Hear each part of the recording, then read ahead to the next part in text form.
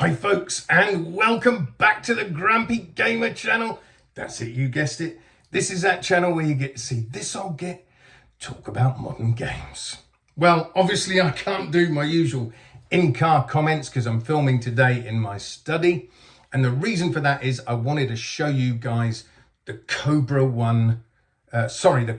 Vader One Gunstock. Now I have to apologise about the sound. Unfortunately, I'm not able to use my mic. It won't work with this camera. So I've got to try and sort something out for the future. So again, apologies for the quality of their sound.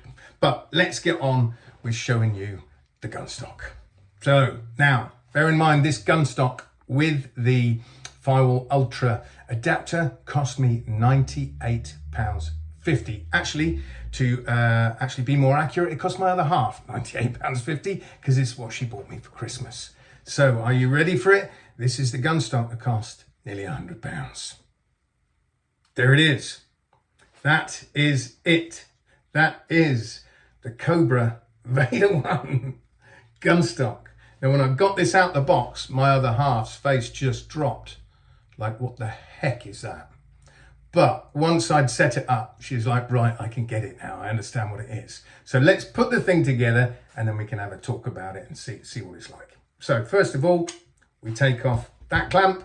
And you can see it's got a little wheel there. Apologies if it's blurry because it's continually trying to focus in on me. So all you've got to do is take that wheel off completely. Just undo it. There we go. That wheel comes off. Open up the clamp. And then you've got, let me make sure I get the right one, that's the left one. So if you look, obviously if you've got the PSVR 2, you know what I'm talking about. There's a line on the actual, can you see it back there? There we go, you can just about see it, make out that line. That line is important because that's where you need to line up the edge of the clamp. So put the clamp round, like so. There we go. There we go, now I've lined that up with that line. So it's that edge of the clamp against that line. And the reason why it's important to do that is because there are lights all around the outside of the controller so that your headset can recognize where that controller is. If you've ever had your headset on in pass-through mode and turn one of the controllers on, you'll see all the lights light up. Obviously, in the clamp's in the wrong place, it'll block out some of those lights and then you're gonna have tracking issues. So let's just put the little wheel back on. That's it. Now make sure that the controller is seated in that clamp properly. It's really important. And then you just tighten down so that it's nice and firm. Don't overdo it because you don't end up crushing your controller. So that's it. That's the front one done. Now let's do the back one. Now you can see on here, there's a little hook. Now that hook hooks under the front. The front of the controller. I'll show you what I mean. First of all though, obviously you've got to undo that wheel. Take that one off. Now literally this takes a couple of minutes to set up and break down each time. So it's no big deal. Okay, so put that under there like so. And then can you see we hook that under the front, under the front of the controller. Let me bring it around this way, you can see it better. It's a lot easier to do when I'm actually just looking at what I'm doing. Right, okay. There, now you can see then, you can see that hook there. It's hooked under there. That's it. You can see where it's hooked under the controller. That's really important you get that in the right place because if you don't, you're only going to be relying on the rear clamp. And because it's at the rear, if you're moving your hand about your controller, you might end up snapping your controller. So it's really important you get it in the right place. Then we just put that little wheel back on, like so. Do that one up. So that's nice and firm. And there we go. So let's put the thing together so you can see what it's like. There we are. So let's flip that out. So there you've got it in the full rifle setup. You can then flip that bit round just with your arm. Then it becomes an SMG. And also, if you're using a really tiny SMG like a Scorpion or something, you can adjust the distance on the fly between the two controllers. There's just a little knob here. Undo that one, then it slides forwards. So then, there we go, much closer together, and then obviously it just slides back. You can just tighten it up on the fly if you wish, like so. Me, to be honest with you, I don't really use that in game. Doesn't make much of a difference. I would rather just have it in the longest position, and that's fine for me. So it's got a nice solid gun stock, feels nice in the shoulder. Obviously you can't put too much pressure because look, the front control will come out because it's only magnetic. Now, obviously you can use it, oops, like a pistol, like so. Me personally, I fire pistols left-handed. I fire rifles right-handed, pistols left-handed. So when I'm in Pavlov, I have my pistol on my left hip, and the simple reason for that is if I'm doing a manual reload, I like to use the big machine guns like the Law machine gun. I can't remember what is it. There's something 249, S249 or something like that in Pavlov, I think. The SAW. I love using that big general purpose machine gun. But it takes a long time to manually reload because you've got to lift up the action, feed the belt in, blah, blah, blah, blah, blah. So if I'm in the middle of doing that and then somebody comes around the corner, instead of having to drop that rifle and go for my pistol, machine gun and go for my pistol, I can still keep the machine gun in this hand. I just reach straight down for my pistol and away I go. So I'm a lot faster when I'm using pistols than people who only use rifle and pistol left-handed.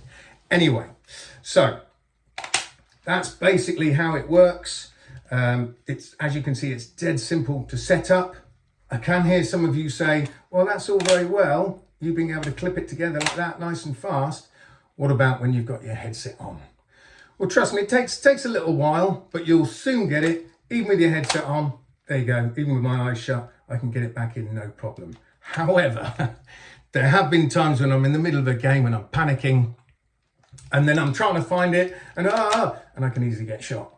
So just bear that in mind. Like I say, it takes a little time to get the grips with it. In the beginning, you'll probably find you're a lot slower at doing things until you get used to them. The only thing you won't be slower at is aiming and actually using it to shoot people. Now, me, myself, I don't play that many first-person shooters online.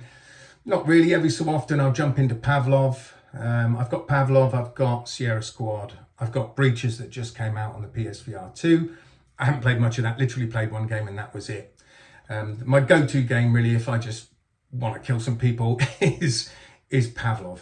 And I have to say, without this gun stock, my average kills were anything as low as like 5 to maybe 8 kills a round, something like that, really rubbish. The first time I used this, within the first couple of matches, my kills went up to 22 kills and 6 deaths. I was just absolutely rinsing people with it. So, and of course the immersion is off the scale because you're actually holding something that feels as close to a real rifle as possible. And then of course, you've got the gun in front of you that you're looking at. So it really does build on the immersion rather than just your hands floating about in front of you. So if you are looking for more immersion and better kill death ratio, I would definitely recommend a gun stock. And for me personally, yes, of course, I would recommend this one because I think it's a great bit of kit. The build quality is really solid. I mean, it's only a small team of people. It's only a man and wife who developed this, designed it. They've got other gun stocks. If you look on the Kobra website, you'll see. Don't forget, guys, I'm not affiliated with this company. I'm not earning any money from singing their praises. I'm just simply an old git gamer who wants to give you my honest opinion of what I think of this gun stock. I did look at the Mag Tube Pro Tube. That was a bit more expensive. It was about £114, I think. And that one has a lot more sort of adjustments to it. You can adjust it in lots of different ways to get the feel you really want. However, I just like the look of this one. I liked how simplistic it was.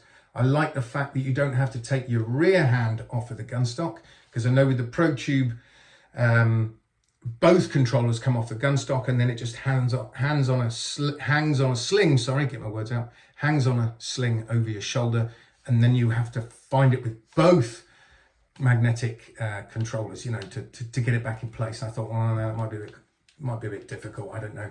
But this one this is the one I went for, and I definitely am very, very happy with it. So let me know, guys, if you've got the Kobra Vader one, or if you've got any other gun stock you're using. Let me know what you think of it and how you're getting on with it. And until next time, I shall see you guys on the other side. Adios.